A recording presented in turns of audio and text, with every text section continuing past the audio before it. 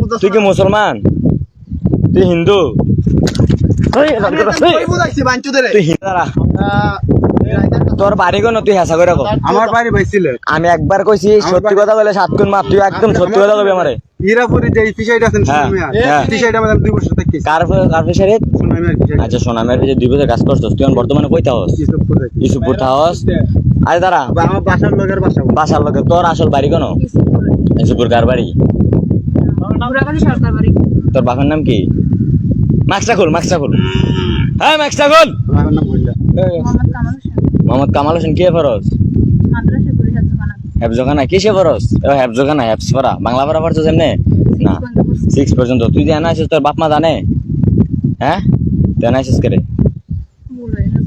এনো কে রাইছস? ভুল এটা তো আমি বলতে, তোর ভুল দিকেই তো আমি ধরছি। এনো কে রাইছস? ঘুরতে?